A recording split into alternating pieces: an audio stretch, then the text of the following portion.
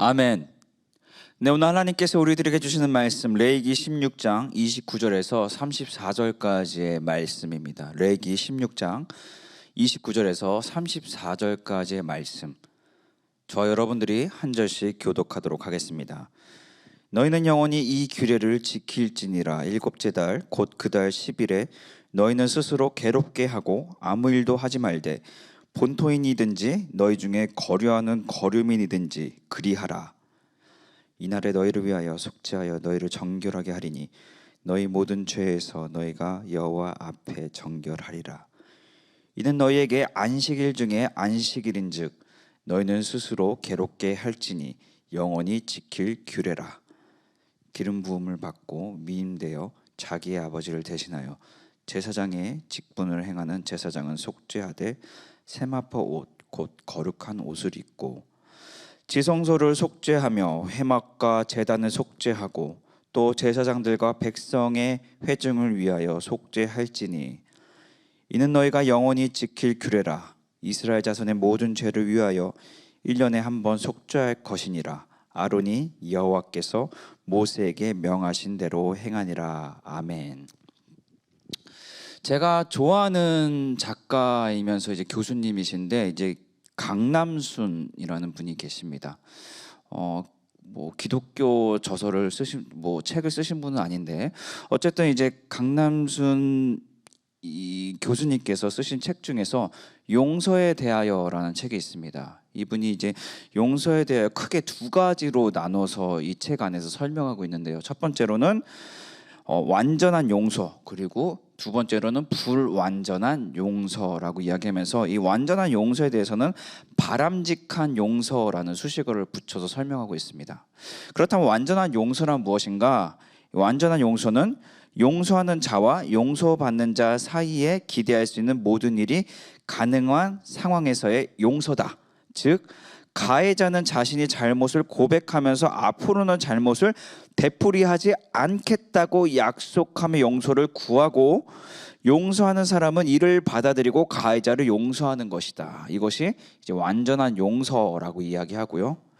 반면 불완전한 용서란 무엇인가? 불완전한 용서는 완전한 용서가 지닌 여러 가지 요소 중에서 부분적으로만 이루어지는 용서를 말한다라고 이야기하고 있습니다. 네, 이분 이야기로 빗대어서 이야기하자면 이 완전한 용서는 용서받는 자와 용서하는 자 사이에서 이 관계 안에서 서로가 완전히 이제 더 이상은 하지 않겠다는 이 약속이 이루어지는 것을 강조하고 있습니다. 그러니까 용서를 받는 자는 다시는 하지 않겠다. 또한 용서하는 자는 그것을 완전히 받아들이는 것에 대해서 그것을 완전한 용서다라고 정리하고 있죠. 여러분, 우리가 회개의 삶을 살아감을 계속적으로 듣고 또 느끼며 살아가고 있습니다. 그것이 어떻게 보면 용서의 삶과도 이어진다라고 말할 수 있는데요.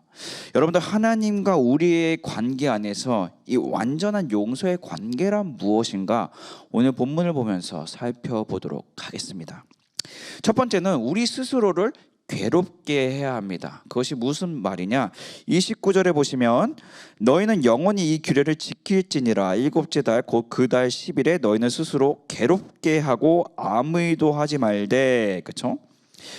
일단 29절에 보시면 일곱째 달 곧 그 달 10일에 라고 표현하고 있는데, 이것은 이 농사주기 마지막 달로 한번 9월이나 10월쯤으로 주로 보고 있습니다. 이스라엘 백성들은 잘 아시다시피 가을에 심고 봄에 수확을 했죠. 그렇기 때문에 어떻게 보면 이제 이 오늘 본문의 일곱째 달 곧 10일이라는 이곳은 이제 농사에 어떻게 보면 이제 시작하는, 이제 심는, 수확할 때가 아니라 이제 심는 그때 시기라고 말할 수 있습니다. 그렇습니다. 어떻게 보면 삶에 우리가 시작하는 단계들이 있죠. 우리가 시작할 때 어떠한 모습으로 시작해야 되는가? 이어서 뭐라고 합니까? 너희는 스스로 괴롭게 하라고 이야기하고 있습니다. 여러분들, 이 스스로 괴롭게 한다는 것은 사실 금식을 포함하고 있어요. 금식해야 함을 하나님께서 명하시는 것인데, 여러분들, 그러면 우리가 어떤 일을 할 때, 어떤 일을 시작할 때, 예를 들어서 어떤 사업을 시작할 때 우리가 금식을 해야 합니까? 그런 의미일까요? 그것은 무엇입니까? 금식의 의미가 무엇이에요? 하나님께 집중하는 것이에요. 하나님의 뜻이 무엇인지를 알기 위해서 집중하는 거예요. 금식이라는 것은. 그렇죠? 이 단순히 끼니를 굽는 게 아니에요. 그렇죠? 그렇습니다. 제가 하나님과 우리 관계 안에서 완전한 용서란 무엇인가? 즉 완전한 회개라고도 말할 수 있는 것이죠. 그것은 무엇이에요? 우리가 무언가 시작할 때 어떻게 해요? 하나님의 뜻을 구해야 돼요. 근데 어떻게 구해요? 괴롭게, 너희는 스스로 괴롭게 하고. 여러분들, 하나님의 뜻을 알기 위해서 그런 몸부림이 있으셨습니까? 어떤 일을 시작할 때 그런 몸부림이 여러분들 삶 가운데 지금 있습니까? 여러분들, 우리는 스스로를 괴롭게 해야 합니다. 그것이 바로 첫 번째 단계인 것이죠. 괴롭게 하는 이유가 무엇입니까? 하나님의 뜻을 알기 위함이에요. 두 번째는 무엇입니까? 우리는 하나님 앞에서 정결해야 합니다. 이 30절에 보시면 이날에 너희를 위하여 속죄하여 너희를 정결하게 하리니 너희의 모든 죄에서 너희가 여호와 앞에 정결하리라. 그렇죠? 이 속죄 일을 통해서 어떠한 죄도 이제 남지 않게 되죠. 그렇죠? 근데 오늘 이 본문 30절에 보면 이 속죄 기준이 무엇입니까? 여호와 앞에 정결하리라. 30절 끝부분에 보시면 여호와 앞에 정결하리라라고 이야기하고 있습니다. 즉 무엇이에요? 정결의 기준은 여호와 앞, 하나님 앞인 것이죠.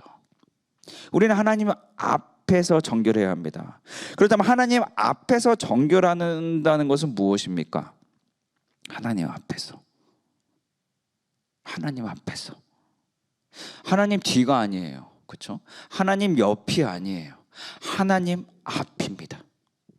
하나님 앞이 의미하는 것, 하나님이 보신다는 거예요. 하나님이 보신다는 거예요. 하나님 앞에서 정결해야 된다는 거, 하나님이 계시다는 거예요. 우리는 회개의 삶을 항상 저는 노력한다고 생각합니다. 우리 모두가 그리스도인이라면 우리가 노력하고 또 그것을 소망하며 살아간다고 생각하는데요. 그리고 그것을 추구하며 살아가지만 우리가 넘어질 때가 있어요. 그렇죠? 넘어질 때가 있어요. 네. 그러나 또 이런 분들도 있는 것 같아요. 내가 이 정도면 괜찮지라고 생각하는 분도 계신 것 같아요. 여러분들.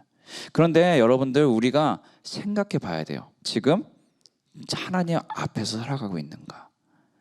여러분들 제가 많이 강조하는데요. 여러 공간들이 있어요. 우리가 살아가는 여러 어떤 사회 구성원들이 있어요. 그렇죠? 그 사회 안에서, 가정 안에서, 직장 안에서 나 홀로 있을 때, 나 홀로 방에 있을 때, 또 학업에서, 또 내가 약자라고 사회적 지위가 높은 사람들을 있을 때 사회적 지위가 낮다고 생각하는, 나름대로의 기준으로 나보다 낫다고 여기는 사람들 앞에서 그들과의 어떻게 지내는가. 변하지 않으세요, 여러분들? 변한 이유가 무엇입니까? 여러분들 정결한 삶은 하나님 앞에서 살아가는 거예요. 코람데오의 삶이라고 우리가 많이 들으셨을 거예요. 결국엔 무엇이에요? 하나님 앞에서 정결한다는 것은 무엇이에요? 정결의 기준은 하나님 앞인데 결국엔 무엇이에요? 하나님과의 동행하는 삶이 결국에는 정결함과 이어진다는 것이에요. 여러분들 하나님 뒤에서 살아가지 마시고 하나님 옆에서 살아가시면 안 돼요. 이러면 하나님 안 보시겠지, 이때는 괜찮겠지가 아니에요. 우리는 하나님 앞에서 살아가야 돼요. 그것이 바로 정결의 삶인 것이죠. 세 번째로 무엇입니까? 속죄는, 여러분들 회개, 속죄에 대해서 어떻게 생각하세요? 우리가 이제 속이 시원해지는 겁니까? 내가 막 죄를 고백해서 내 마음이 시원해지는 것입니까? 이제 하나님께서 나 다 고백했으니까 용서해 주실 거야. 이제 내 마음이 시원하네. 내가 시원하면 얻었네. 이런 것입니까? 아니에요. 진정한 속죄는 어떠한 것이냐? 속죄는 하나님과의 관계입니다. 속죄라는 것. 무엇이에요? 결국에는 하나님과의 친밀해질수록 오늘 어떻게 되는 거예요? 죄와 멀어지는 것이죠. 그렇죠? 이 속죄는 결국엔 무엇과 비례하는 것입니까? 하나님과의 관계와 비례하는 것이죠. 이 33절에 보시면 근데 이 지성소를 속죄하며 회막과 제단을 속죄하고 또 제사장들과 백성의 회중을 위하여 속죄할지니라고 이야기해요. 여기 속죄는 이 히브리어 카파르인데 이건 뭐 덮다, 가리다라는 의미도 있고요. 또 진정시키다, 또 화해하다라는 의미가 있습니다. 여러분들 이 모든 의미가 저희에게 다가오지 않습니까? 덮다, 가리다. 사실 우리의 죄를 덮고 가려주시는 거예요. 죄가 없어지는 겁니까? 물론 하나님께서 이제 기억하지 않으시죠. 그렇죠? 그런다고 죄가 사라지는 것은 아니에요. 우리가 했던 것들이 사실 남아있죠. 그러나 하나님께서 용서해 주시는 거예요. 덮어주시는 거란 말이에요. 가려주시는 거란 말이에요. 이어서 무슨 뜻이 있었죠? 진정시키다. 여러분, 우리가 죄인으로서는 거룩하지 않은 모습으로는 우리가 하나님을 대면할 수 없어요. 왜요? 하나님은 거룩하신, 완전하게 거룩하신 분이기 때문에. 그렇기 때문에 우리가 죄가 없을 때, 우리가 죄가 가려질 때 어떻게 해요?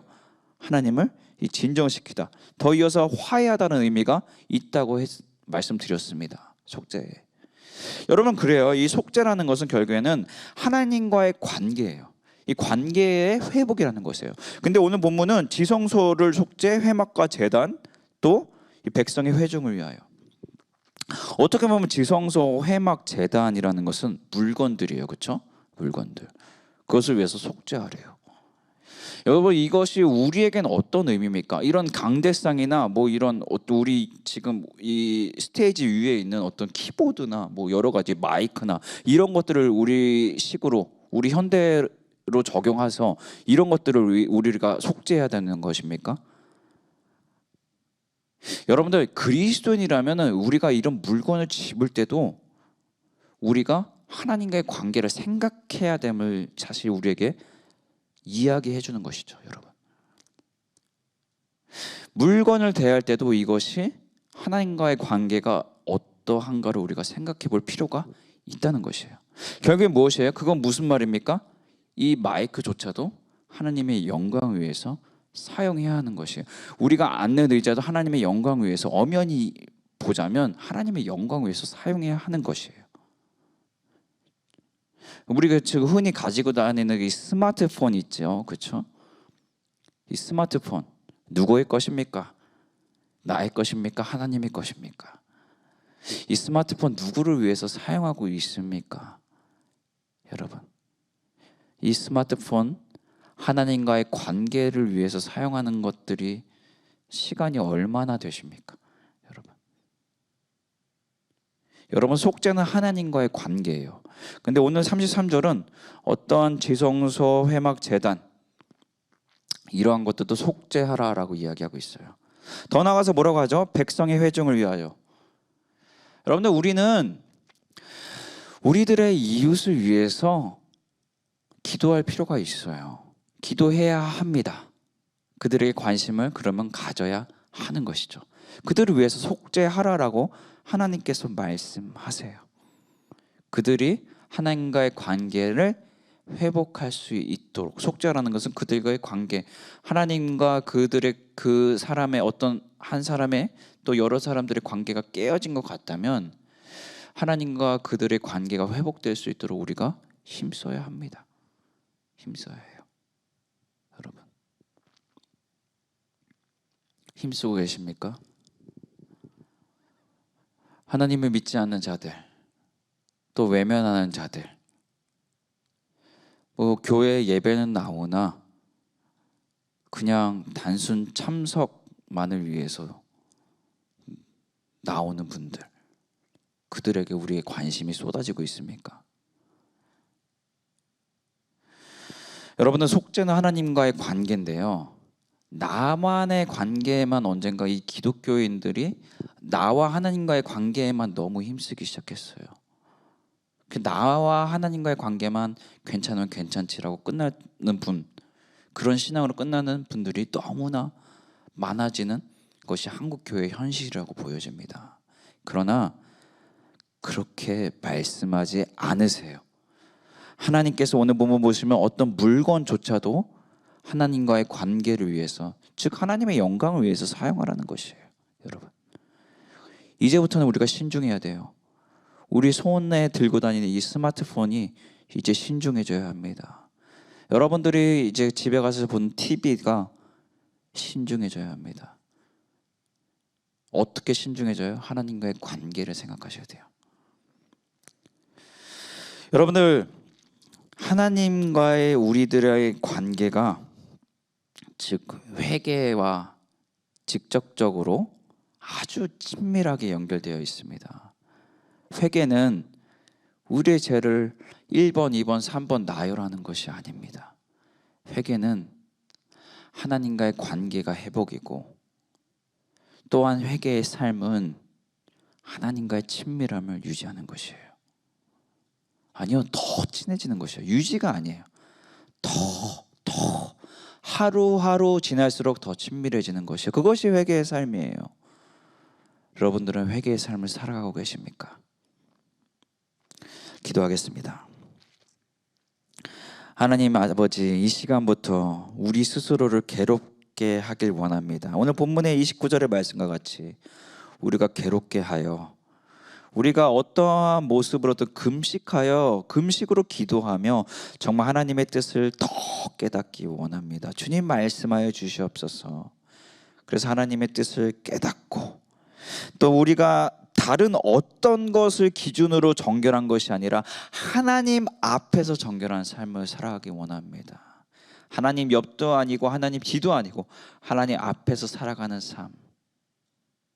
그래서 정말 우리가 하나님과의 관계가 더 친밀해지는 이제 더 이상은 나와 하나님과의 관계만 생각하는 것이 아니라 하나님, 우리가 어떤 물건을 사용할 때에도 그것조차도 하나님과의 관계, 그것조차도 하나님의 영광이 될 수 있도록, 더 나아가서 하나님, 더 이상은 하나님과 나와의 관계만 생각하는 것이 아니라 우리 이웃들을 살펴보며 하나님, 그들을 속죄하기 위해서, 하나님과의 관계가 깨어진 부분들이 있다면 그것을 회복하기 위해서 기도하며 할 수 있는 것은 행하며 살아가는, 정말 완전한 용서를 구하며 또 행하며 살아가는 삶을 살아갈 수 있도록 성령님 인도하여 주시옵소서.